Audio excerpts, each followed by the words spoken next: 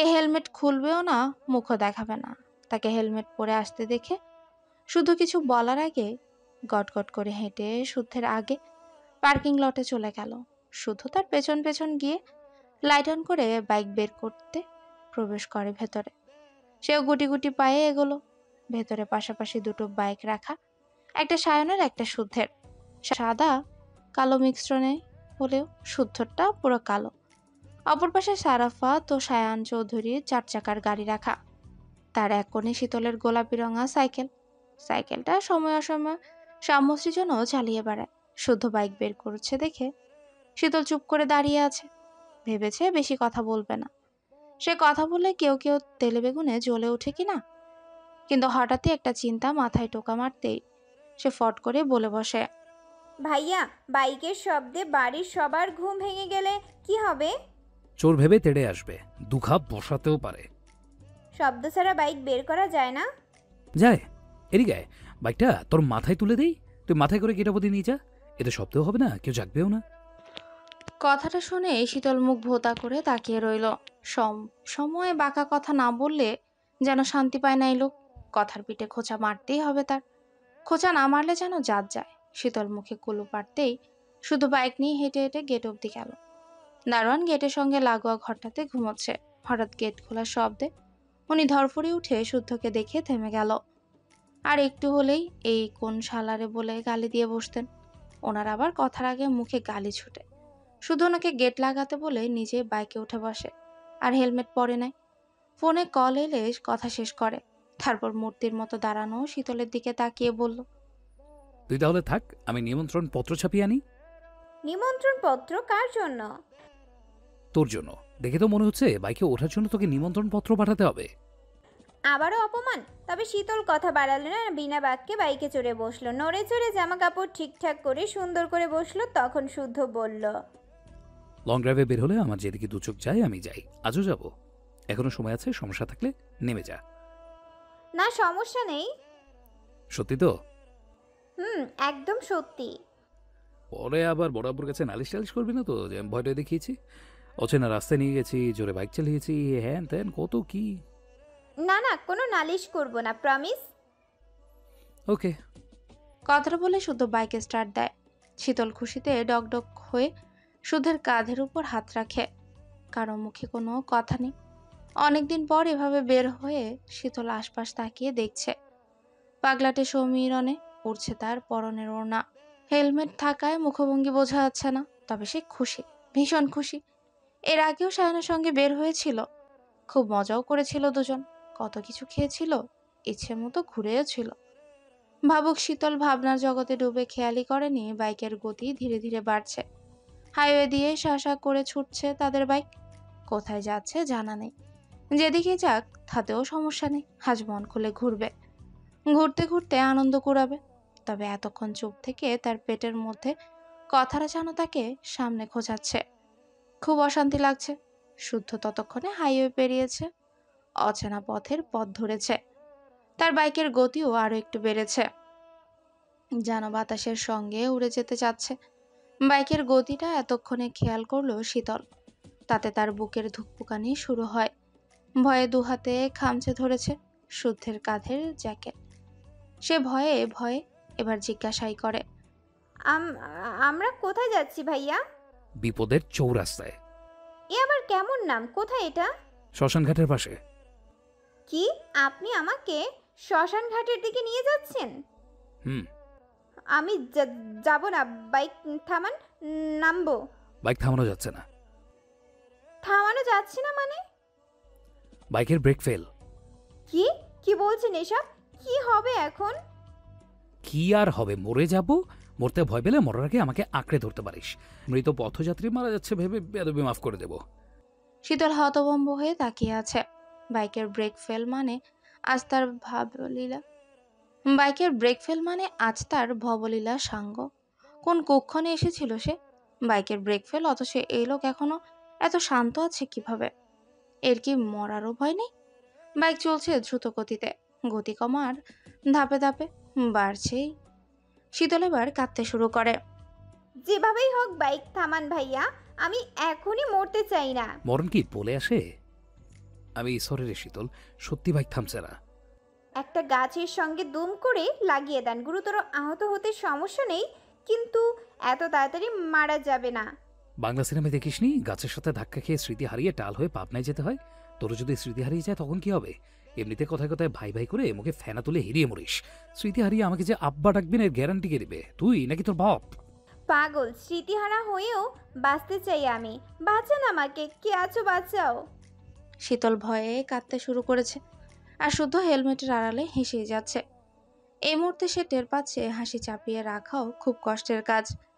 এদিকে শীতল বাঁচাও বাঁচাও করে সমানে চেঁচিয়ে যাচ্ছে, তবে নির্জন অন্ধকার রাস্তা বিদায় কেউ শুনছে না। তারা এমন এক রাস্তাতে এসেছে কোনো গাড়িও দেখা যাচ্ছে না। বাইকটা তখনও পূর্বের গতিতেই চলমান। এত জোরে বাইকটা চলছে, শীতল তার ভারসাম্য বজায় রাখতে হিমশিম খাচ্ছে। মনে হচ্ছে এক্ষুনি হাত ফসকে পিচ ঢালা রাস্তায় আছড়ে পড়বে। সে ভয়ে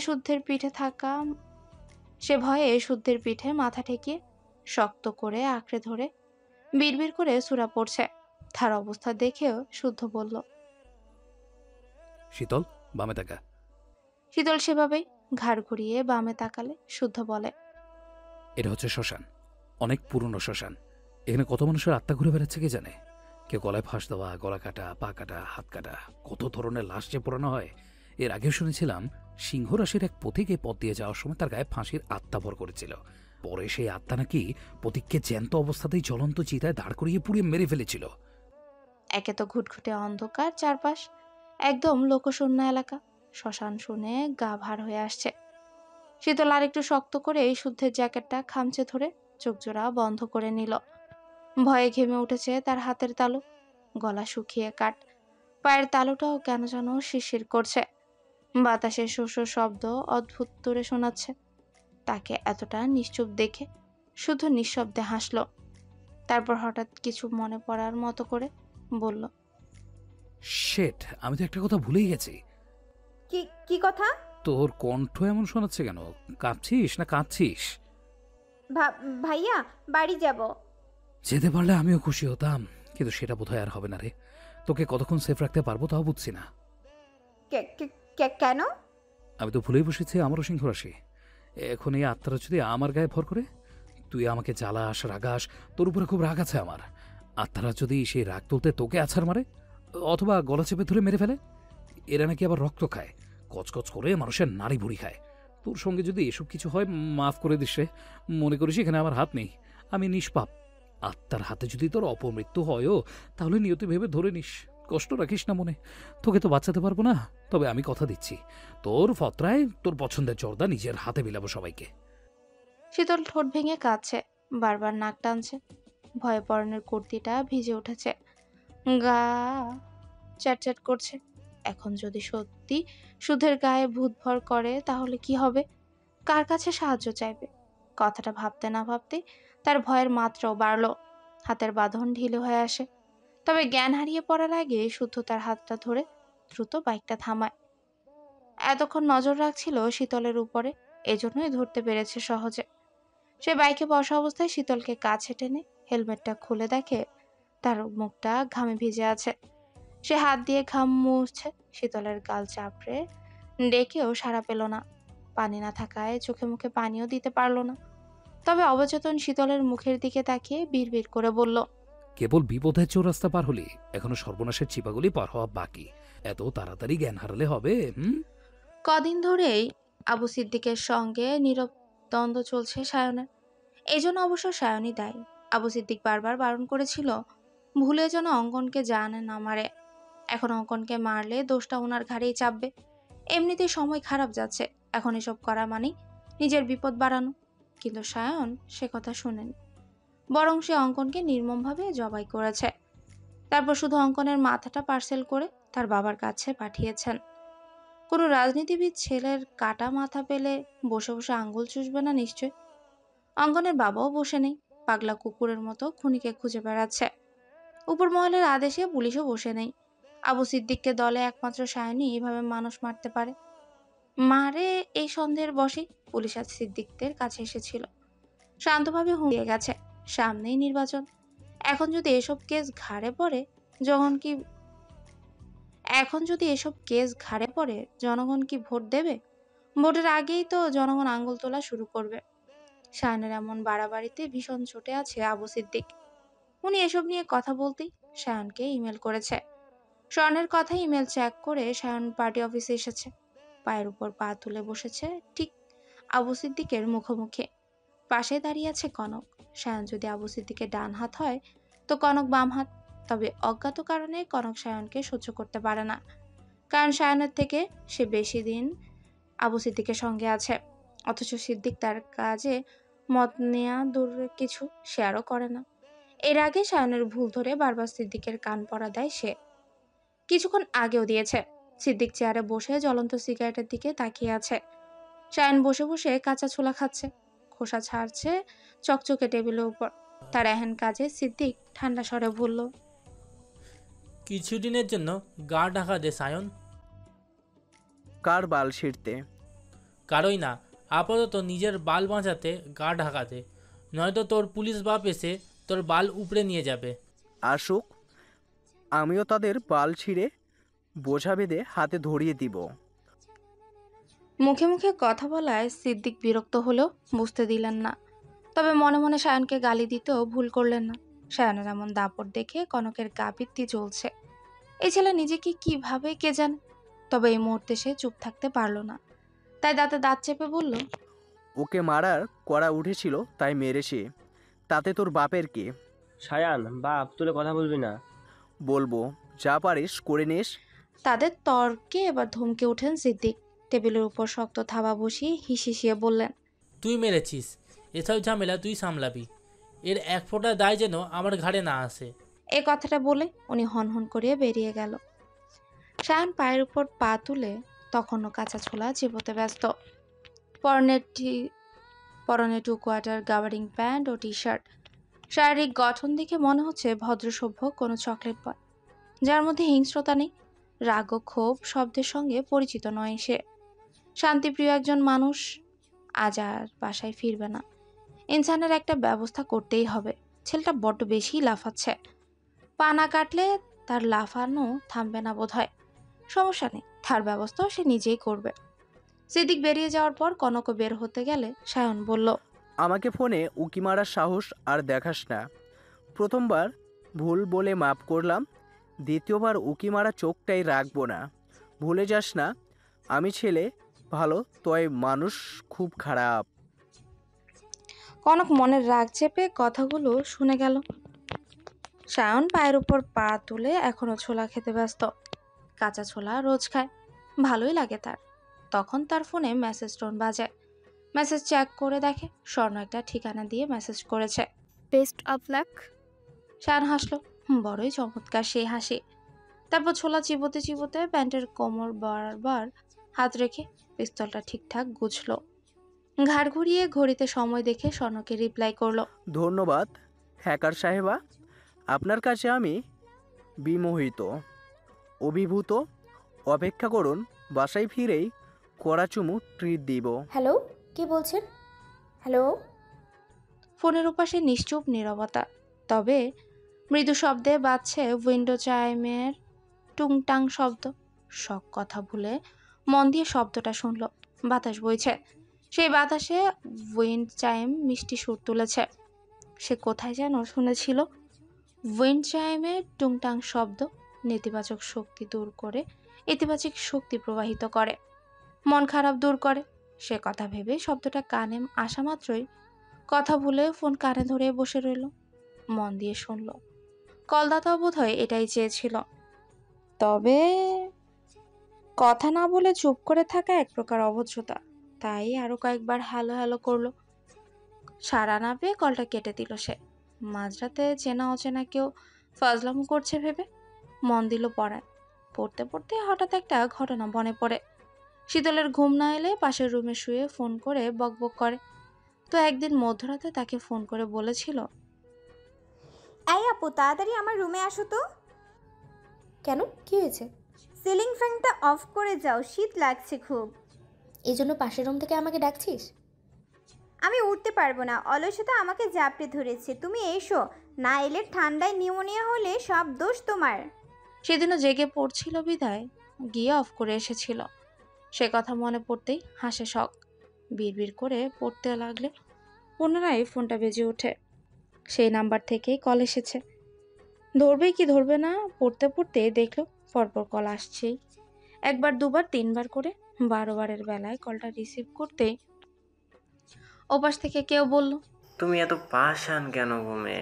বেখেয়ালে আমার মনটা চুরি করলে, ঘুম কেড়ে নিলে, এরপর তোমাকে পাহাড় নেশাটুকু সর্বঙ্গে ছড়িয়ে দিলে। এখন না পাচ্ছি স্বস্তি, না একদণ্ড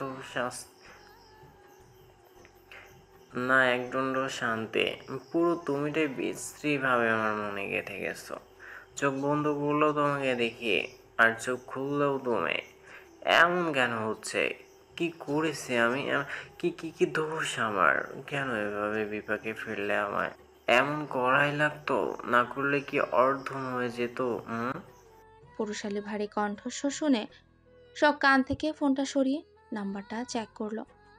অচেনা নাম্বার, তবে ভয়েস শুনে চেনা চেনা লাগছে। মনে হচ্ছে পূর্বেও মানুষটার সঙ্গে কথা হয়েছে, শুনেছে এই ভয়েস। সে কে আর এসব বলার মানেই কি? তাই তো সে জবাব দিল, কে বলছেন? তোমার প্রেমে হাবুডুবু খাওয়া এক হতভাগা নাবিক। খালি কথা আমার পছন্দ নয়, তা যা বলার সরাসরি বলুন। আর ভদ্র ঘরের ছেলেরা পরিচয় না দিয়ে কাউকে কল দিয়ে এসব কথা বলে না।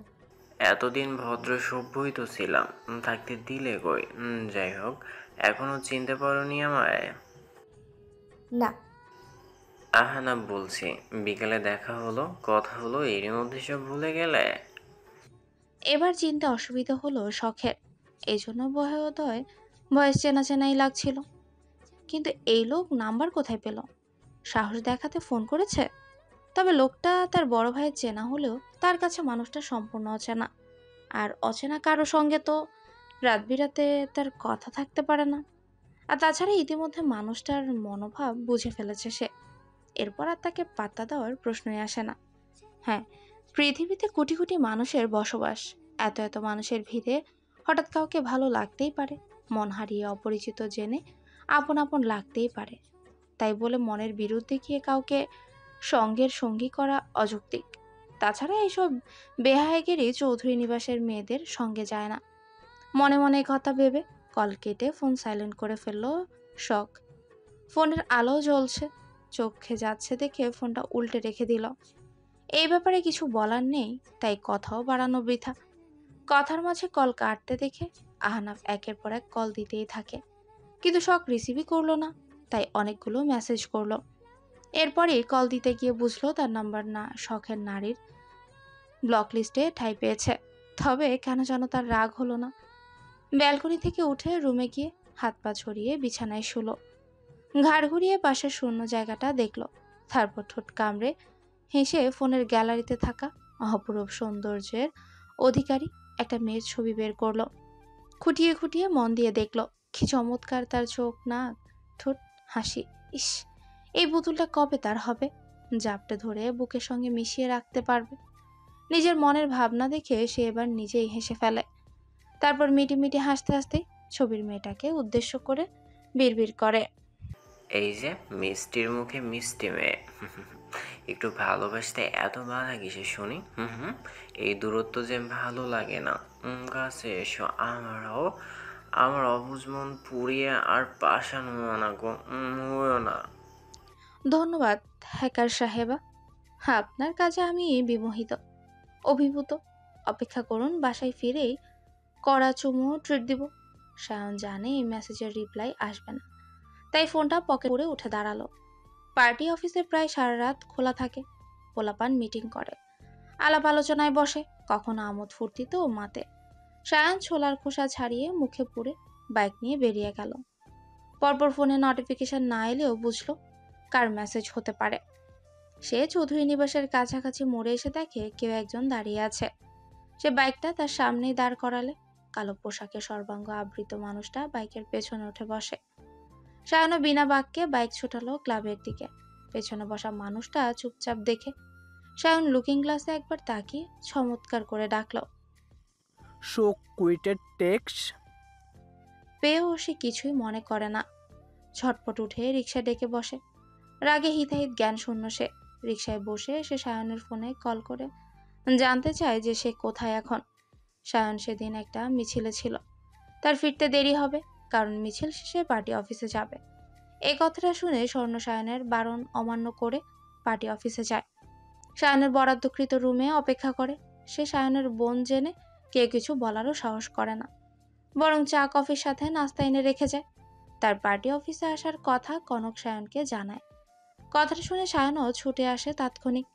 এসে আগে থরথর করে কাঁপতে কাঁপতে জিজ্ঞেস করে, একা এখানেই কেন তুই? পায়ের নলা কাটতে হবে? স্বর্ণ অগ্নিদৃষ্টিতে তাকিয়ে থাকে সায়নের চোখের দিকে। চোখ মুখ লাল হয়ে আছে অস্বাভাবিকভাবে। আজ তার চোখের মুখের অবস্থা দেখে সায়ন ভ্রুকুটি করে তাকিয়ে রইল। সাংঘাতিক কিছু ঘটেছে আন্দাজ করে নিল, নয়তো করা বারণ থাকা সত্ত্বেও এখানে আসার ভুল স্বর্ণ করবে না। কথাটা ভেবে সে নিজেকে শান্ত করলো। স্বর্ণের মুখোমুখি চেয়ারে বসলো। ঝকঝকে গ্লাসে ঢেকে রাখা পানি এগিয়ে দিয়ে বলল, কেউ কিছু বলেছে? আমি তোমার বেড গরম করি, তোমার সঙ্গে শুই, বিছানার আর কি দাও আমাকে, এর জবাব আগে দাও আমাকে। ক্ষিপ্ত স্বরে বলা কথাটা শুনে সায়নের কপাল কুঁচকে গেল। সে একবার দরজার দিকে তাকিয়ে পুনরায় স্বর্ণের দিকে দৃষ্টিপাত করলো। এ কেমন কথা? স্বর্ণ শীতল ছোট চাচার মেয়ে হলেও শখকে যতটুকু ভালোবাসে তাদেরকেও কতটুকু ভালোবাসে। নিজের আপন বোন বলে সে কখনো শখকে আলাদা কিছু দেয়নি, আলাদা করে শাসনও করেনি। যখন যা দিয়েছে 3 বোনকে একসঙ্গে, যে যা চেয়েছে সময় করে এনে দিয়েছে। অথচ আজ স্বর্ণের মুখে এই কথা শুনে রাগের পারদ বাড়ল। উঠে গিয়ে স্বর্ণের গাল চেপে ধরে আগুন ঝরা কণ্ঠে চিবিয়ে চিবিয়ে বলল, কে কি বলেছে? বাড়িতে চোপা দেখাবি না একদম। মূল পয়েন্টে আয়, কে বলেছে এইসব? কে বলেছে তাদের চিনি না আমি, তবে কেন বলেছে এর কৈফিয়ত তোমাকে দিতে হবে, নয়তো বাবাকে অন্য বাসায় নেওয়ার কথা বলতে বাধ্য হব। এবার বাড়াবাড়ি করছিস স্বর্ণ, এখন বাড়ি যা, আমি দেখছি। অকারণে কেন আমাকে এইসব বলা হলো? তোমার কারণে কেন এইসব শুনবো আমি? তোমার কাজে দায় নেব না আমি। ঠিক 24 ঘন্টার মধ্যে তাদের শিক্ষা দেবে, নয়তো আমি বড় বাবাকে জানাতে বাধ্য হব। বাড়ির মেয়েদের রাস্তায় এভাবে অপদস্থ করা কথা শুনে সাফাত চৌধুরীও বসে আঙ্গুল চুষবে না নিশ্চয়ই। আশ্চর্য তো, আমি এসব বলতে বলেছি নাকি? স্বয়ং নিজে এসব বলেছি তোকে। হুদাই চটুয়ার দেখাচ্ছিস কাকে? এমন কাজ করো কেন যে কাজের রেশ ধরে বাড়ির মেয়েরা পথে ঘাটে অপদস্থ হতে হয়? সেই কৈফিয়ত তোকে দিতে হবে? প্রয়োজনে তাই দিতে হবে। সায়নের কথার জবাব না দিয়ে চোয়াল শক্ত করে শুধু তাকিয়েছিল। স্বর্ণ তার রাগটুকু উগরে দিয়ে বাড়ি ফিরে রুমের দরজা বন্ধ করে বসেছিল। পরে সায়ন খোঁজখবর নিয়ে সেই ছেলেগুলো কি করেছে একমাত্র সেই জানে। তারপর থেকে সায়নের সঙ্গে কথা বলতো না, পাশে বসতো না, কিছু দিলে নিত না, এমনকি তার সালামিটাও দিলে ছুঁয়ে দেখতো না। অনেক খেয়াল করেছিল। ওদের দুজনকে জিজ্ঞাসা করলে জবাব পাওয়া যায়নি কারো থেকে। সামান্য একটা ঘটনায় সম্পর্কের অবনতি হচ্ছে দেখে একদিন সায়নী তাকে ডেকে পাঠায়, সরি বলে। জবাবে স্বর্ণ অকপটে বলে বসে, আমাকে তোমার সঙ্গে নাও। তার কথা শুনে সায়ন হেসে ফেলে। হাসতে হাসতেই তার ভেজা চুলে ব্যাক ব্রাশ করতে করতে হেয়ালি সুরে বলে, সঙ্গে নেব মানে? রাজনীতিতে নাম লেখানোর কথা বলছিস নাকি? হুম। না নিলে? পরিবার আলাদা হওয়ার চমৎকার দৃশ্য দেখতে নিজেকে প্রস্তুত করো। থ্রেট দিচ্ছিস? ধরে নাও তাই। সেই নোংরা গায়ে মাখতে উঠে পড়ে লাগলি কেন হঠাৎ? কি উদ্দেশ্য তোর? কি ঘোট পাকাচ্ছিস তুই? তুমি রাজি? চৌধুরী নিবাসের মেয়ে রাজনীতি করবে স্বপ্নও ভাবতে পারিনি আমি। বাবা জানলে কি হবে বুঝতে পারছিস? স্বর্ণ জবাব দেয়নি, আবার নিজের জেদ থেকে তাকে টলানোও যায়নি। এক প্রকার বাধ্য হয়েছিল সায়ন স্বর্ণের জেদের কাছে হার মানতে, এবং সেও শর্ত জুড়ে দিয়ে বলেছিল, কাজের সাথে যা করার করবি, তবে আড়ালে থেকে যত যাই হোক সর্বসমক্ষে কখনো তোর নিজের পরিচয় সামনে আনতে পারবি না। স্বর্ণ রাজি হয়েছিল। এরপর থেকে সুযোগ বুঝে স্বর্ণের সঙ্গে রাজনীতির আলাপ করত। ল্যাপটপে ছবি দেখিয়ে চিনাতো কে কার বিপক্ষ দল, কে কেমন, কে কোন কাজের সঙ্গে জড়িত। মাঝে মাঝে হোমওয়ার্কের মতো টাস্ক পূরণ করতে হতো। আর বেশিরভাগ টাস্ক হতো কারো সম্পর্কের তথ্য কালেক্ট করা। মোট কথা সায়নও বুঝতো না তাকে দিয়ে কি কাজ করাবে, কি কাজ করলে সবার চোখের আড়ালে থাকবে স্বর্ণ। পরে অনেক ভেবে প্রফেশনালভাবে হ্যাকিং শেখায়। মাসের পর মাস মন দিয়ে হ্যাকিং শিখে সে। বর্তমানে সে তুখর হ্যাকার।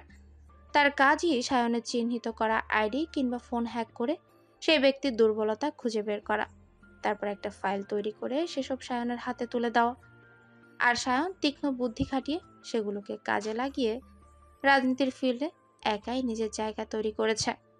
কারণ রাজনীতি করতে গেলে সর্বপ্রথম নিজের পায়ের তলার মাটি শক্ত করা জরুরি, নয়তো ফিল্ডে টিকে থাকা মুশকিল। আর এভাবেই দিন কাটছে, সময় যাচ্ছে, ধীরে ধীরে ক্ষমতাও হাতে এসেছে। তবে এসব করতে করতে তারা কেউ টের পায়নি তাদের সম্পর্কের বদল ঘটেছে। অজান্তেই মন দেয়া নেওয়া হয়েছে, ভালোবাসা নামক জালে ফেসে গেছে, মোহ কেটে মায়াতে জড়িয়েছে। এসব যখন টের পেয়েছে, কেউ আর লুকানোর চেষ্টা করেনি, বরং অকপটে স্বীকার করেছে, গ্রহণ করেছে একে অপরের ভালোবাসাকে। বাড়ির সকলের সামনে থেকে চালাচ্ছে লুকোচুরি প্রেম। প্রেমের সঙ্গে রাজনীতির মাঠে দাপিয়ে বেড়াচ্ছে, একজন সশরীরে উপস্থিত হয়ে আরেকজন আড়াল থেকে শক্তি হয়ে। বাইকে বসা অবস্থায় শুদ্ধ এখনো শীতলকে ধরে আছে। তার চোখে মুখে একরাশ বিরক্তির ঝরে পড়ছে। শীতলের চোখ বন্ধ, ধীরে ধীরে নিঃশ্বাস পড়ছে। এতক্ষণ ধরে থাকতে থাকতে হাতও ব্যথা হয়ে গেছে। এদিকে শীতলকে ধরতে গেলে বাইক পড়ে যাবে, আর বাইক সামলাতে গেলে হাত ফসকে শীতল পড়ে যাবে। এ কোন বিপদ! কিন্তু এভাবে কতক্ষণ থাকা যায়? সে আরেকবার শীতলের গাল চাপড়ে ডাকল, কিন্তু সাড়া নেই, নড়চড়ও নেই। তাই সে আশেপাশে তাকাতে তাকাতেই বলে, বাড়ির কেউ একসঙ্গে বেরোতে দেখেনি। দারোয়ানকে না হয় টাকা দিয়ে কেচাপ করে যাবে। এক কাজ করি, আপদটাকে এখানেই ফেলে যাই। শিয়ালে এসে মাংস খেয়ে ফেলে হাড়গোড় লুকানো ব্যাপার না। কথাটা বলে তাকে ছাড়তে গেলে শীতল খপ করে শুদ্ধের দুহাত আঁকড়ে ধরে। ভয়ার্ত চোখে তাকিয়ে মাথা নাড়িয়ে তাকে ছাড়তে বারণ করে। তারপরে হেঁচকি তুলে কাঁদতে কাঁদতে বলে, কি করেছি আমি? সবসময় আমার সঙ্গে এমন করেন কেন? তুই না অজ্ঞান ছিলি? না, আপনি শুধু শুধু ভয় দেখাচ্ছিলেন, তাই অজ্ঞান হওয়ার ভান ধরেছিলাম। কথাটা শুনে শুধু দাঁত দিয়ে তার নিজের ঠোঁট কামড়ে এক ভ্রু উঁচু করে তাকিয়ে রয়। সে আগেই বুঝেছিল শীতল অভিনয় করছে, কারণ আর যাই হোক, অবচেতন মানুষের চোখের দুপাতা তিত্তির করে কাঁপে না। সত্যি সত্যি ফেলে দিচ্ছে কিনা দেখার জন্য মিটিমিটি করে চোখ খুলে না। সে এই নিয়ে আর কথা না বাড়িয়ে শীতলকে ইশারা করে বাইক থেকে নামতে বলল। শীতল আশপাশ তাকিয়ে নামলো। শুদ্ধ বাইকে স্ট্যান্ড করে পকেটে হাত গুজে সামনের দিকে হাঁটা ধরে। তাকে হাঁটতে দেখে শীতল তার সঙ্গে পায়ে পা মিলিয়ে মিনমিন করে বলে, বাড়ি যাব না? যা, আমি কি ধরে রেখেছি? একা একা কিভাবে যাব? বাতাসে উড়ে উড়ে যা, নয়তো আত্মার পিঠে ভর করে যা। কথায় কথায় এমন খ্যাচ খ্যাচ করলে সঙ্গে নিলেন কেন? আমি নেইনি, তুই স্বেচ্ছায় সঙ্গে এসেছিস। এসেছি তাই বলে এভাবে কথা বলতে হবে? হবে। কেন হবে? নয়তো বিশুদ্ধ পুরুষের জাত যাবে। শীতল মুখ লটকে শুদ্ধের দিক থেকে চোখ সরিয়ে নেয়। চাঁদের আলোয় রাস্তা দেখা যাচ্ছে। রাত কটা বাজে কে জানে। শুদ্ধ হাঁটছে তো হাঁটছে। বের হয়েছিল বাইকে করে ঘুরবে বলে, অথচ এই বর্বর লোক তখন থেকে হাঁটাচ্ছে তো হাঁটাচ্ছে। সে এবার না পেরে পাশাপাশি চলতে চলতে পুনরায় মুখ খুলে, ওদিকে কোথায় যাচ্ছেন? সব অন্ধকার। এত সুন্দর অভিনয় করলে গিফট না দিলে চলে? তোর গিফটটা তোকে বুঝিয়ে দিতেই ওদিকে যাচ্ছি। গিফট? সত্যি আমি সুন্দর অভিনয় করেছি? হুম। কি গিফট দিবেন শুদ্ধ ভাই? বলুন না প্লিজ, বলুন বলুন। সামনে একটা পুকুর আছে, ভাবছি সেখানে তোকে নিয়ে গিয়ে চুবাবো। ছোট গিফট বলে মন খারাপ করিস না। এখন পুকুরে চুবাই, কাল না হয় নদীতে চুবিয়ে আনবো। শীতল থেমে গেল। ওর নিজের পায়ের জুতো খুলে নিজের গালে মারতে ইচ্ছে করছে। সে কেন ভুলে যায় এ লোক আস্ত একটা বদমাস। বোম মারলেও তার মুখ দিয়ে সুন্দর কথা বের হয় না, হবেও না। কোনো মতে প্রাণ নিয়ে বাড়ি ফিরতে পারলে কোনোদিন এই লোকের সঙ্গে আর বের হবে না। এ বিশুদ্ধ পুরুষ তাকে নিয়ে বেরোনোর জন্য কেঁদে মরে গেলেও যাবে না। না না, আসার সময় ভেবেছিল যা কিছু ঘটুক বড় আব্বুকে কিছু বলবে না, কিন্তু না, সে বাড়ি গিয়ে বড় আব্বুকে ফোন করবে, পাই টু পাই সব বলবে, সব। ছেলের এই কাণ্ডে যদি বড় আব্বু বিচার না করে তবে সেই বাড়ি ছেড়ে চলে যাবে। তাকে চুপচাপ দেখে শুদ্ধ ঘাড় ঘুরিয়ে তাকায়, তারপর ফিচেল হেসে বলে, বড় আব্বুকে কথা লাগানো পায়তারা চড়ছিস, তাই না? তা তোর বড় আব্বুকে ভয় পাই নাকি আমি? শীতল বিস্ফোরিত দৃষ্টিতে দেখল সামনে দাঁড়ানো মানুষটাকে। এই লোক তার মনের কথা বুঝলো কিভাবে? তার মানে আশা ভরসা নেই, সত্যি সত্যি এখন পুকুরে চুবাবে।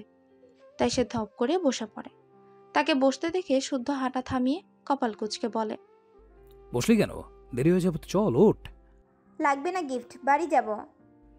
তা বলে হয় নাকি? হয় গিফট নিবি নতুবা শর্ত মানবি, বল কোনটা করবি? কি শর্ত শুনি? শুদ্ধ তার পাশে বসে পকেট থেকে দিয়াশলাইট আর সিগারেট বের করে জ্বালিয়ে দুটো টান দেয়। তারপর শীতলের দিকে সিগারেটটা বাড়িয়ে দিয়ে বলে, নে শুকটান দে। আজ যেন শীতলের অবাক হওয়ার রাত। এই বিশুদ্ধ পুরুষ তাকে আজ অবাক করতে করতে মারবে বোধহয়। সে খাবে সিগারেট? এ লোকটা কি পাগল হয়ে গেছে? তাকে বিস্মিত দৃষ্টিতে তাকিয়ে থাকতে দেখে মনে করিয়ে দিল, হয় সিগারেট খেতে হবে নয়তো পুকুরে চুবাবে। শীতল কিছু একটা ভেবে সিগারেট হাতে নিয়ে ছুঁড়ে ফেলার আগেই শুদ্ধ হাতটা চেপে ধরল। তারপর তাকে চেপে ধরে সিগারেট খাওয়াতে গেল। শীতল ভ্যা ভ্যা করে কেঁদে দিল। তাকে কাঁদতে দেখে শুদ্ধ ওকে ছেড়ে দিয়ে বলল, খেতে হবে না, সিগারেটে শুধু ঠোঁট ছোঁয়াবে। নে ছোঁয়া। না না। কি কি বললি? আবার বল। শুদ্ধের মারকাট মুখভঙ্গি দেখে শীতল ফুপাতে ফুপাতে হাতে সিগারেট ধরে। তারপর জ্বলন্ত সিগারেটে ঠোঁটের কাছে আনতে ফোনের ফ্ল্যাশ জ্বলে ওঠে। সেই সঙ্গে শুদ্ধের বলা একটাই কথা, হেই লেডি, স্মাইল প্লিজ। হঠাৎ ফোনের ফ্ল্যাশ জ্বলে ওঠে। শীতল দৃষ্টি তুলতেই শুদ্ধ সেই অবস্থায় ফটাফট কয়েকটা ছবি তুলে নিল। তারপর ছবিগুলো তাকে দেখিয়ে বলল, এবার তোর কাজ হলো বাবা আমাকে আমার জন্য পাত্রী দেখতে বলবি। জোর করে আমাকে যাতে বিয়ে দেয় এটা বোঝাবি। ওনারা আমাকে জিজ্ঞেস করলে আমি সবার সামনে নানা করবো, রাগ দেখাবো, চিৎকার টিৎকার করে পরিস্থিতি ঘোলারি করে দিব। তবুও তুই কাজ থামাবি না, যেইভাবে হোক সবাইকে রাজি করাবি। মনে থাকবে, যা বললাম পাই টু পাই করবি। যদি না করিস ছবিগুলো ৩ চৌধুরী কর্তার ফোনে চলে যাবে। শুদ্ধের করা কাজ ও কথা শুনে শীতল আহাম্মক হয়ে তাকিয়ে আছে। সে আপাতত হতবাক হতবম্ব। খুনসুটি ঝগড়া করতে করতে সায়ন স্বর্ণ এসে পৌঁছেছে একটা পুরনো মন্দিরের সামনে। এই মন্দিরে আগে কালীমূর্তির পুজো হতো। মন্দিরের পুরোহিত রামকৃষ্ণ চরণের কাটা মন্টু পাওয়ার পর থেকে পুজো অর্চনা বন্ধ থাকে। এরপর নানা কুসংস্কার ছড়াতে ছড়াতে ধীরে ধীরে মন্দিরটি একেবারেই বন্ধ হয়ে যায়। কালীমূর্তি সরিয়ে অন্যত্র স্থানান্তর করা হয়। দিনে দিনে মন্দিরের পলেস্তারা খসে অযত্ন অবহেলায় মন্দিরটি সৌন্দর্য হারায়, কদর হারায়। বর্তমানে দিনেও নাকি এখানে আসার সাহস করে না কেউ। এলে নাকি গা মাথা ভার হয়ে আসে, ভয়ে শরীর শিউরে ওঠে। তবে নিস্তব্ধ এরিয়া দেখে মাঝে মধ্যেই জুয়াখোরদের আনাগোনা দেখা যায়। দিনের বেলায় মন্দির থেকে দূরত্বে দল বেঁধে জুয়ার আসর বসায়, তারপর সন্ধ্যের আগে আগে ফিরে যায়। এমনই এক জায়গায় স্বর্ণ আর সায়ন এসে দাঁড়িয়ে আছে। মশার কামড়ে হাত পা জ্বলতে শুরু করেছে। সায়ন এতক্ষণ শান্তশিষ্ট থাকলেও এবার তার মুখ দিয়ে গালির ফোয়ারা ছুটতে শুরু করে। এক পর্যায়ের আগে গজগজ করে পকেট থেকে ফোনটা বের করে কাউকে কল করে বলে, ওই আমার শাওয়ার বাল মস্করা করার আমার লগে আমি কি তোমার শালা লাগে? 5 মিনিটের মধ্যে আসবি, নয়তো আজ তোকে এমন ঠাপ দিব বাপ ডাকেও সময় পাবি না, শালা ভেড়াচুদা। ফোনের ওপাশে থাকা মানুষটা কি বলল শোনা গেল না। শোনার ধৈর্য নেই সায়নের। সে নিজের কথাটা শেষ করে কল কেটে হাত পা ঝাড়ছে। এক দফা মশাকেও গালি ছুড়ল সে। তাকে গালি দিতে দেখে স্বর্ণ বিরক্ত মুখে এদিক ওদিক তাকাচ্ছে। এই মানুষটা বাড়ি থাকাকালীন একরকম, বাড়ির বাইরে অন্যরকম। কতদিন বলেছে গালি না দিতে, কিন্তু শুনলে তো। তাকে এভাবে তাকাতে দেখে সায়ন আরেকটু কাজ ঘেঁষে দাঁড়িয়ে বলে, ভয় লাগছে জান। তোমার মতো ভূত সঙ্গে থাকলে ভয় কিসের? তা ঠিক কিছু খাবি? খিদে যদি বলি পেয়েছে? হ্যাঁ, এই জঙ্গলের মধ্যে কিছু এনে দিতে পারবে? পকেটে কাঁচা ছোলা আছে, খাবি? না। তাহলে আমাকে খা। স্বর্ণমুখী বিরক্তিকর শব্দ করে প্রসঙ্গ পাল্টাতে বলে, সভ্য গালি দিতে খুব কষ্ট হয় তোমার। গালি ভদ্র অসভ্য হয় নাকি? মাথার চাঁদি গরম না হলে সেটা গালি বলে গণ্য করা হয় না জান। চিন্তা করিস না, তোকেও শিখিয়ে দিব। একদিন দেখবি তুই আমার থেকেও বড় মাপের গালির মাস্টার হয়ে যাবি। তোমার গালে রেকর্ড করে বড় মাকে শোনাবো ভাবছে। এভাবে কট খাওয়াস না জান পাখি, আমার মা সহ্য করতে পারবে না। কথাটা শুনেই স্বর্ণ ঠোঁট কামড়ে ধরে নিঃশব্দে হাসে। তাকে হাসতে দেখে সায়ন শক্ত থাবায় দুগাল চেপে ধরে ঠোঁটে চুমু খায় শব্দ করে। এরপর দুগালে স্বর্ণ তাকে ধাক্কা দিয়ে সরিয়ে গাল ঠোঁট মুছে কিছু বলার আগে সেখানে গাড়ি আসার শব্দ পেল। সায়ন স্বর্ণের হাত টেনে আড়ালে সরে উকি মেরে ঠোঁটের কোণে তার ছেলের হাসি আটে। তার ধারণাই ঠিক, সিদ্দিকের চালা কনক এসেছে। ইনসানের সঙ্গে কি ঘটবে সেটার প্রমাণ হাতে নাতে সশরীরে উপস্থিত হয়েছে। প্রমাণ টমান কিছু পেলে সিদ্দিককে দেখি তাকে দল থেকে বাদ দেওয়ার চমৎকার ফোন দিই, কিন্তু এত কাঁচা কাজ করার মানুষ তো সে নয়। কনককে একটু খেলানো যাক। কথাটা ভেবে সে স্বর্ণের দিকে তাকিয়ে বলে, জান শালাকে কিছু দিয়ে আইতো। কি দেব? চুমুটুমু কিছু? একদম জানে মেরে দিব।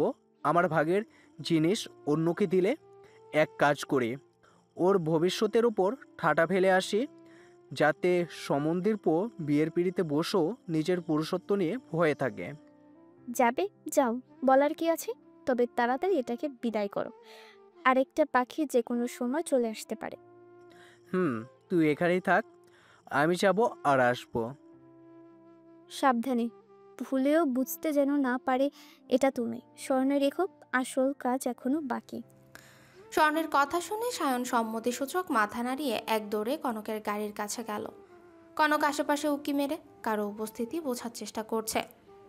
বোকা কনক সায়নের সুবিধা করতেই গাড়ির লাইটটা অফ করে গাড়ি থেকে নেমেছে। এই সুযোগেই সায়ন কনকের মাথায় ওড়না পেঁচিয়ে একের পর এক লাথি বসালো প্যান্টের চেন বরাবর। আচমকা আক্রমণে কনক কিছুই বুঝে উঠতে পারল না, আর না নিজেকে সেভ করার সুযোগ পেল।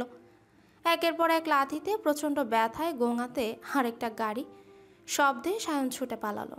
ওটা সায়নের গাড়ি ভেবে কনকও দেরি করলো না, কোনো মতো মুখ থেকে ওড়না সরিয়ে গাড়িতে বসে গাড়ি স্টার্ট দিল। যান নিয়ে বেঁচে ফিরলে পরেও ব্যথা স্থানে হাত বোলানো শোক প্রকাশ করা যাবে। এদিকে সায়ন কনককে ইচ্ছে মতো পিটিয়ে স্বর্ণের কাছে গিয়ে হাতের ইশারায় বোঝালো আসল পাখিও এসে গেছে। ততক্ষণে ওই গাড়িটা এসে থেমেছে তাদের থেকে একটু দূরে। জুলিয়া নামের মেয়েটি ড্রাইভিং সিটে বসে ইনসানকে নামিয়ে দিয়ে গাড়ি নিয়ে চলে গেল। মাল খেয়ে টাল হওয়া ইনসান জানতেও পারল না তার বর্তমান অবস্থান কোথায়। প্ল্যান করে জুলিয়া তাকে কোথায় নামিয়েছে, কেনই বা এখানে নামিয়েছে। এবার তোর কাজ হলো বাবা মাকে আমার জন্য পাত্রী দেখতে বলবি, জোর করে আমাকে যাতে বিয়ে দিয়ে দেয় এটা বোঝাবি।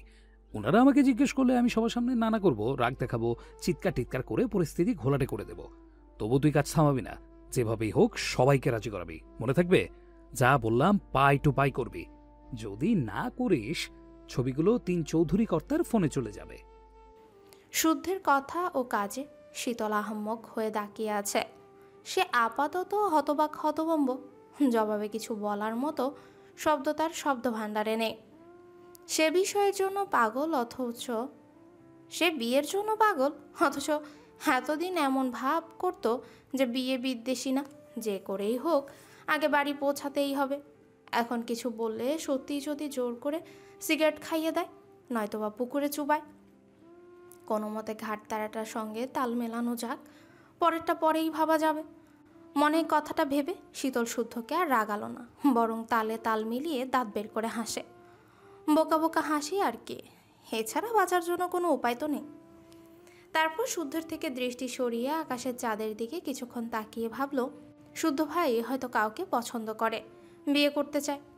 লজ্জায় বিয়ের কথা কাউকে বলতে পারছে না, তাই হয়তো বোঝানোর দায়িত্ব তাকে দিচ্ছে।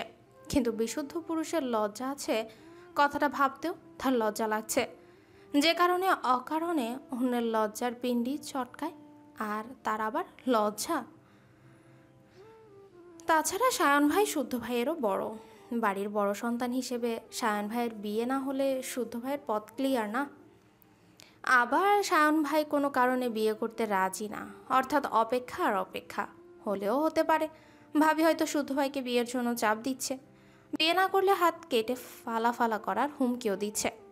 এই জন্য হয়তো বিশুদ্ধ পুরুষ হঠাৎ বিয়ের জন্য এত উতলা হয়ে উঠেছে। তবে ভালোই হবে বাড়িতে একটা বিয়ের আয়োজন হলে। অনেক দিনই হলো বিয়ে বাড়ির রোস্ট, রেজালা, বোরহানি খাওয়া হয়নি। তবে শুদ্ধ কিংবা সায়ন যারই বিয়ে হোক, ওরা 3 বোন সেম ডিজাইনের লেহেঙ্গা কিনবে, সাজগোজ করবে চোখ ধাঁধানোর মতো করে। মনে মনে এইসব ভাবতে ভাবতে তাদের মন খারাপটা দূর হয়ে গেল। ভাবলো শুদ্ধকে বিয়ে দেওয়ার ব্যাপারে বাড়ির সবাইকে খুব করে বোঝানোর চেষ্টা করবে। সে যতই হোক চাচাতো ভাই, ভাই তো ছোট বোন হিসেবে ভাইয়ের সব কষ্ট দূর করার দায়িত্ব আছে না। শুদ্ধ ভাইয়ের কষ্ট বুঝে সরল মনা শীতল কিছুক্ষণ আগে ঘটনা মাফ করে দিল। তারপর নরম দুর্বা ঘাস টেনে তুলতে তুলতে বলল, ভাবির ছবি দেখি। কোন ভাবি? আপনার বউ আমার ভাবি হচ্ছে না, সেই ভাবির ছবি দেখান। তোর ভাবি ছবি আমার কাছে থাকবে কেন? ও মা, নিজের বউয়ের ছবি নিজের কাছে রাখবেন না? না, রাখবো না। কেন রাখবেন না? আমার ইচ্ছে। ছবি রাখবেন না, তাকে দেখাবেনও না, তাহলে তাকে বিয়ের জন্য মরে যাচ্ছেন কেন? বিয়ের জন্য মরে যাচ্ছি তোকে কখন বললাম? বলতে হবে কেন? আপনার অবস্থা দেখে যা বোঝার বুঝে গেছি। আমার শারীরিক সমস্যা আছে অথচ আমি জানি না, তুই জানিস। আমি বিয়ের জন্য মরে যাচ্ছি অথচ আমি মরার ফিলই পাচ্ছি না, এটাও তুই নাকি পাচ্ছিস? কাহিনী কি ঝেড়ে কাছ দেখি। তা কাজিন উপন্যাস পড়ে তুইও কি সেই কাহিনী রচনা করতে চাচ্ছিস নাকি? শুদ্ধের কথা শুনে রাগে দুঃখে শীতলের ইচ্ছে করলো হেলমেটটা দিয়ে মাথা ফাটিয়ে দিতে। মাথা ফাটানোর পর কলার ঝাঁকিয়ে হিসিয়ে বলতে, আপনার মতো ঘাড়-তেরা অভদ্র অসভ্য পুরুষকে নিয়ে কখনো কোনো কাহিনী রচিত করব না আমি। যদি করিও তাহলে আমি খ্যাপা ষাঁড়ের বউ। কথাটা মনে মনে বললেও শুদ্ধ আন্দাজে ঢিল ছুঁড়ে গমগমে সুরে জবাব দিল, কান খুলে শুনে রাখ, বিয়ের অভাবে যদি কঙ্কাল সারো হয়ে যায় তবু তোকে বউ বানাবো না। যেই মেয়ে আমার কোলে হিসু করে দেয়, আর যাই হোক, সেই মেয়েকে আমার বউ বানানোর কথা ভাবতেও পারি না। এক খোঁটা আর কতদিন দিবেন? মরার আগ পর্যন্ত। তা মরবেন কবে? প্লিজ তাড়াতাড়ি মরে যান, আমি আপনার অত্যাচার থেকে নিস্তার পাই। একা মরতে ভালো লাগছে না, চল দুজনে একসাথে মরি। শীতল অগ্নিদৃষ্টিতে শুদ্ধের দিকে তাকিয়ে আছে। শুধু পারছে না শুদ্ধকে দাঁতের তলায় পিষতে। তাকে এভাবে তাকাতে দেখে শুদ্ধ মাথার নিচে হাত দিয়ে ঘাসের উপর শুয়ে পড়ে। তার উপর যৌবনবতী পূর্ণিমা ছাদের দিকে তাকিয়ে ঠোঁটের কোণে ফিচেল হাসি এঁটে বলে, প্রায় দিন স্কুল থেকে ফিরে দেখতাম ছোট মা তোকে কোলে নিয়ে ভাত খাচ্ছে, নয়তো অন্য কোনো কাজ করছে। না কারো কোলেও যেতি আর না দুদণ্ড কাউকে শান্তি দিতে, রাত দিন শুধু কান্না করতে। ছোট মায়ের কষ্ট দেখে আমি জোর করে যদিও বা একটু কোলে নিতাম, অমনি হিসু করে দিতি।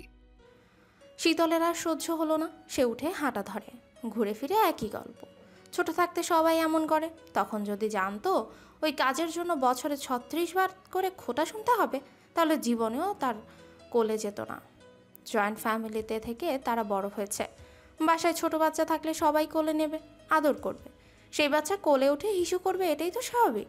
তার বেলাও এটাই কাহিনী।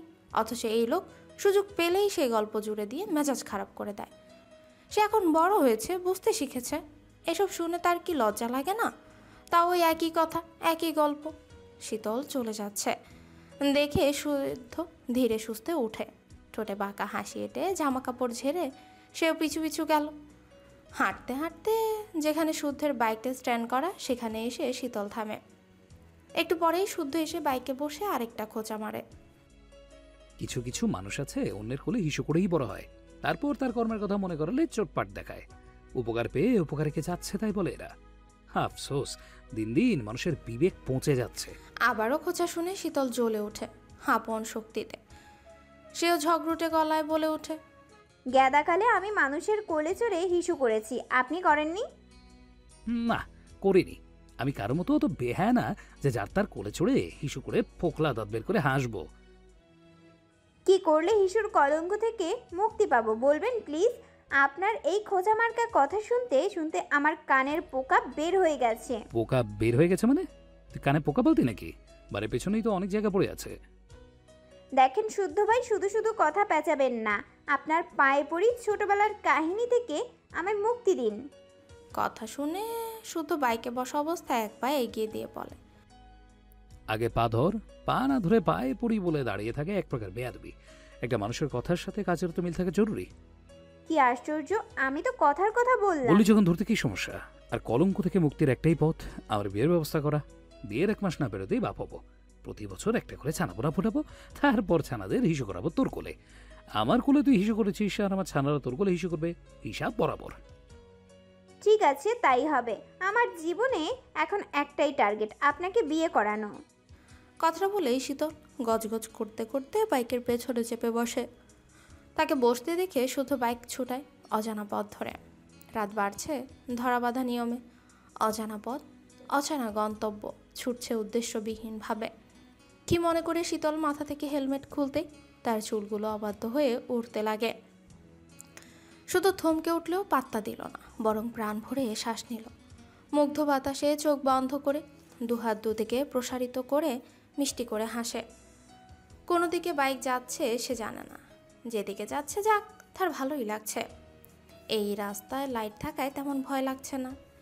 এভাবে কিছুক্ষণ পথ চলার পর শুদ্ধ বলে, প্রাণ নিয়ে বাড়ি ফিরতে চাইলে আগে চুল বেঁধে হেলমেট পর, নয়তো অ্যাক্সিডেন্ট করে দুজনের ভাবলিরার সঙ্গ হতে দেরি লাগবে না।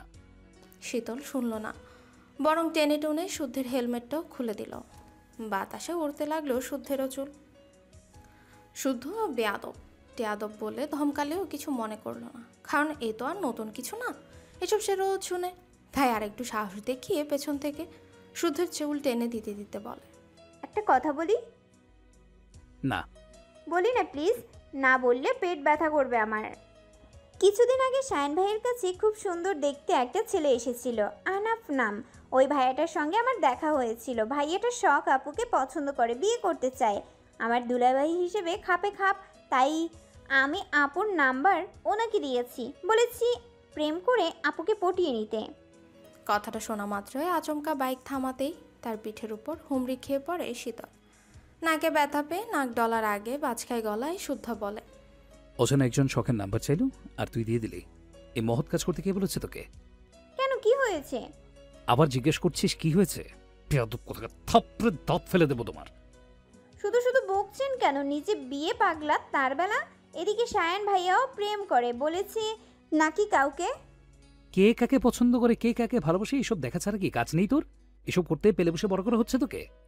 ঘুরে ফিরে আমার চোখেই পড়ে, এটাও কি আমার দোষ নাকি? প্রায় সবার কথাই জানি, শুধু আপনারটা বাদে। আপনার কাহিনী জানলেই 16 আনা পূর্ণ হবে।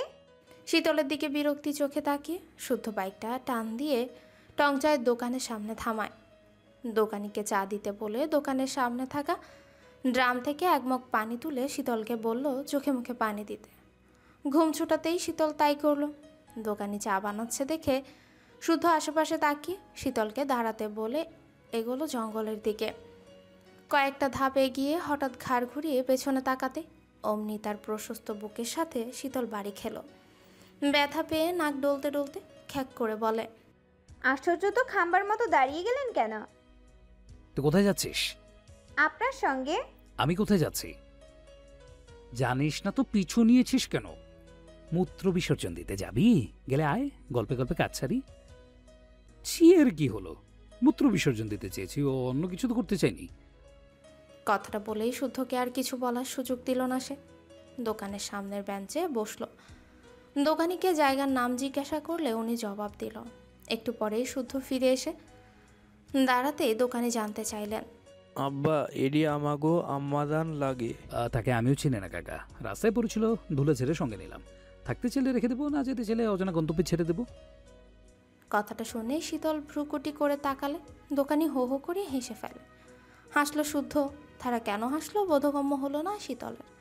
অতঃপর তারা চা পান করে পুনরায় ভবঘুরে হয়ে বাড়ি ফিরল ভোরের দিকে। শীতল কোনো মতে হেলমেট রেখে সেভাবেই ঘুম। এক ঘুমেই দুপুর পার। একতলা বিশিষ্ট একটা বিল্ডিংয়ের সামনেই দাঁড়িয়ে আছেন মাঝবয়সী এক লোক। নাকের ডগার উপরে মোটা কাচের চশমা, পরনে কুঁচকে যাওয়া পাজামা ফতুয়া, হাতে একটা ব্যাগ, ব্যাগে সম্ভবত কাগজপত্র রয়েছে। তিনি চশমা ঠেলে ভ্রু কুঁচকে একটু এগিয়ে এলেন। তারপর নেম প্লেটে বড় বড় অক্ষরে লেখা নামের দিকে দৃষ্টি নিবদ্ধ করে নামটা বিড়বিড় করে উচ্চারণ করলেন। চটি খুলে পদধূলি ছেড়ে হাগামোতা সেরে পাশের রুমে বসুন। একটু পরে ম্যাডাম এলে গলা ঝেড়ে খানিকটা কেসে নিজের সমস্যার কথাটা জানাবেন। আলোচনা চলাকালীন কোষ্ঠকাঠিন্য রোগীর মতো কুতকুত করবেন না। চুলকাচুলকি মুচড়ামুচড়ি ম্যাডাম একদমই পছন্দ করেন না, তাই এসব থেকে নিজেকে সংযত করবেন। ধন্যবাদ। অপরিচিত কারোর কথা শুনে দোরমুখে দাঁড়ানো লোকটি হতবাক হয়ে তাকিয়ে আছে। প্রথম পরিচয়ে কেউ কাউকে এভাবে বলতে পারে, তাও আবার এমন ধরনের কথা। ওনার বিস্ময়মাখা মুখ দেখে নাদিমের মধ্যে হেলদোল দেখা দিল না। সে সরাসরি কথা বলতে পছন্দ করে। অপ্রিয় কথা মুখের ওপর ঠাস করে বলার কারণে তার মা বাবাও তাকে গালি দেয়, কিন্তু অভ্যাস ছাড়তে পারে না। সে শতরূপা চৌধুরীর অ্যাসিস্ট্যান্ট হিসেবে নিয়োজিত 5 বছর। 5 বছরের কেসের সুবাদে সে অনেক মানুষের সঙ্গেই মিশেছে। ভালো মানুষ যেমন দেখা পেয়েছে, তেমনি গুটি কয়েক ছ্যাঁচড়াও কপালে জুটেছে।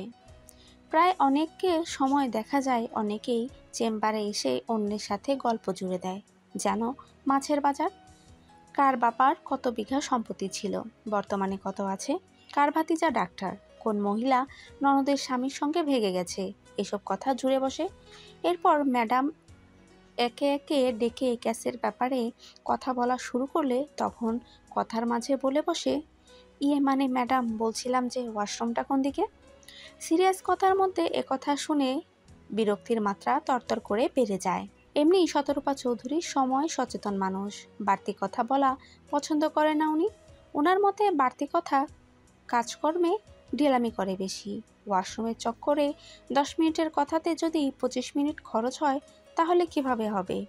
এর জন্য কেউ এলে মুখের ওপর এসব বলে সচেতন করে দেয়, যাতে হাট না বসিয়ে পার্সোনাল কাজ সেরে নেয়। এতে সময়ও বাঁচে, আলাপও দ্রুত হয়। অকপটে বলা কথা শুনে লোকটা আমতা আমতা করছে। নাদিম দরজা থেকে সরে শাহাদাত আঙুল দিয়ে ওয়াশরুম দেখিয়ে বলল, এই যে এদিকে ওয়াশরুম।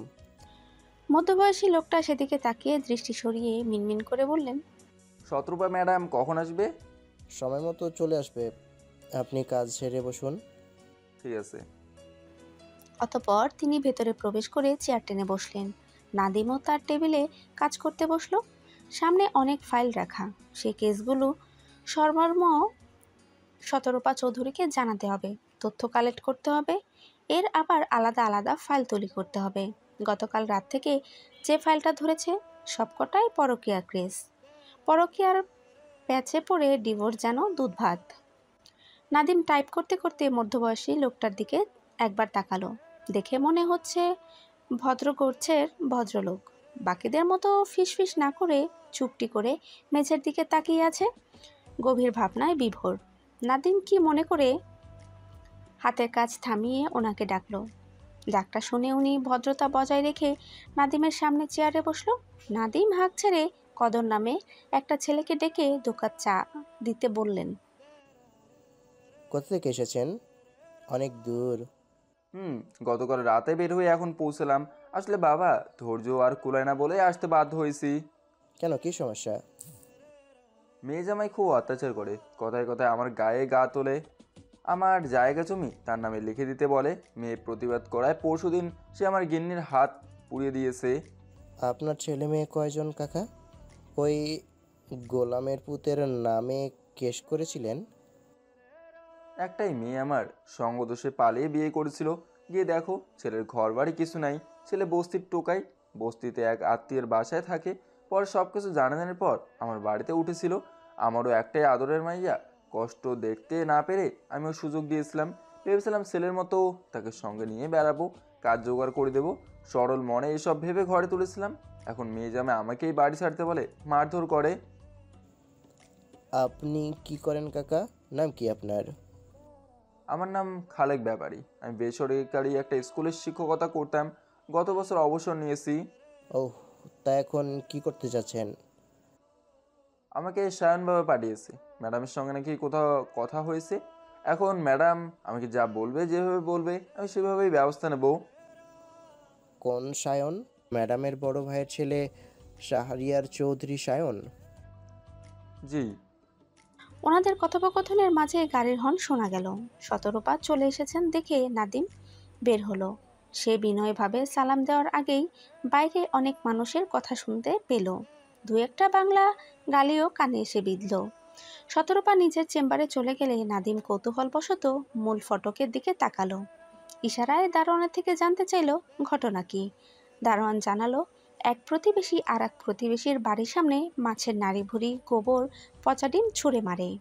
এসবের কারণ এই বাড়ির দুই বুড়ি দুইজনের ঘনিষ্ঠ বান্ধবী। এরপর হয়েছে যা, কোনো কিছু নিয়ে খুঁটিনাটি হলে তারা একে অপরের বাড়িতে নাস্তিক জিনিসপত্র ছোড়াছুড়ি করে। আবার কেউ কাউকে ছাড়া থাকতেও পারে না। তাদের ঝগড়া দেখে ঝগড়া থামাতে গেলেও রেগে যান তারা। একথা শুনে নাদিম কোনো প্রতিক্রিয়া দেখালো না, মনে মনে দোয়া করলো এমন ব্যঙ্গামারা বন্ধুত্বগুলো আজীবন বেঁচে থাক। দুপুরের পর ঘুম থেকে উঠেছে শীতল। ক্ষুধার চোটে এখন চোখে ঝাপসা দেখছে। কোনো মতে গোসল সেরে দৌড়ে নিচে নেমেছে সে। কোনো কথা না বলে রান্নাঘর থেকে খাবার নিয়ে চটপট খেতে বসলো। প্রথম লোকমা মুখে পুরে চিবোতেই বাইরে থেকে শুদ্ধ এলো। লাট সাহেব বসলেও সিঙ্গেল সোফায়। বড় মা পানি গ্লাস এগিয়ে দিলে ঢকঢক করে গিলে সোফায় গা এলিয়ে দিল, যেন যুদ্ধ জয় করে কেবলই ফিরেছেন। সেন্টার টেবিলের উপর রাখা ব্যাগ খুলতে খুলতে সিতারা চৌধুরী শোধালেন, সব এনেছিস বাপ? বাদ পড়েনি তো কিছু? দেখো আগে, কিছু বাদ পড়লেও জানো, এনে দেওয়া যাবে। ওরা কখন আসবে জানিয়েছে কিছু? সন্ধ্যার পরপরই চলে আসবে। আচ্ছা। এভাবে দুই গিন্নি আর শুদ্ধর মধ্যে টুকটাক কথাবার্তা চলছিল। সারাফাত চৌধুরী সাফাত চৌধুরী অফিসে। শাম্য সৃজনকে দুপুরে খাইয়ে জোর করে ঘুম পাড়িয়েছে সিরাত। তখন সিমিরার শখকে নামতে দেখা গেল। তিনি কথা বলতে বলতে নামছে তারা।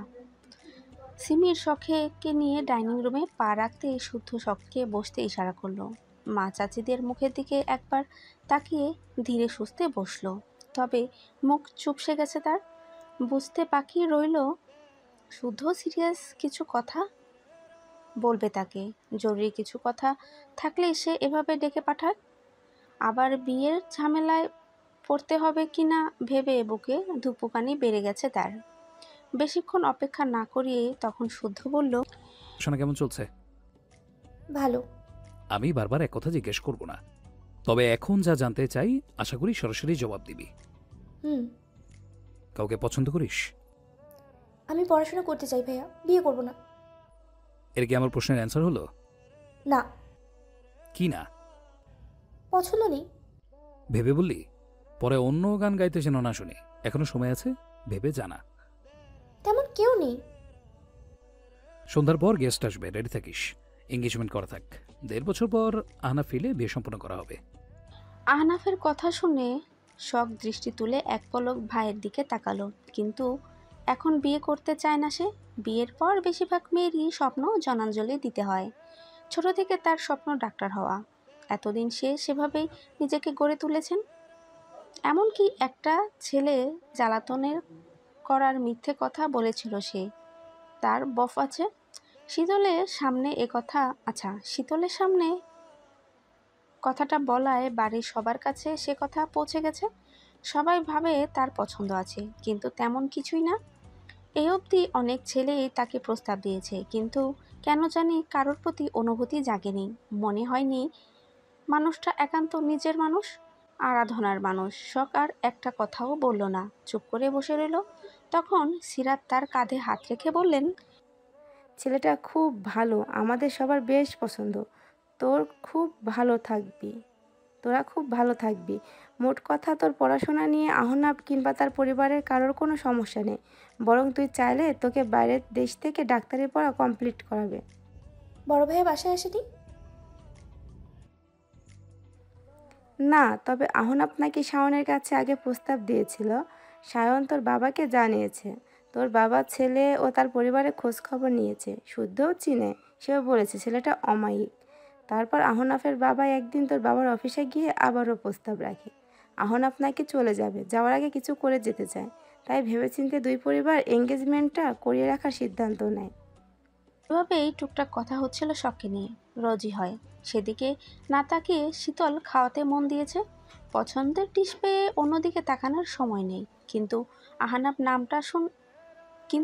আহনাব নামটা কর্ণপ্রহুরে পৌঁছতেই মাথা তুলে তাকালো। খেতে খেতে মিষ্টি হাসলো।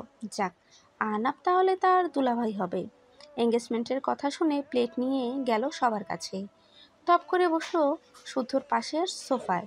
তারপর গদগদ হয়ে বলল, বড় ভাইয়ের সামনে একথা শুনে শখ লজ্জায় মুখ কাচুমাচু করে বাহানা দিয়ে উঠে গেল। ব্যাগ হাতে সিরাত সিতারা গেলেন রান্নাঘরের দিকে। শুদ্ধ ফোন স্কল করছে দেখে শীতল বলল,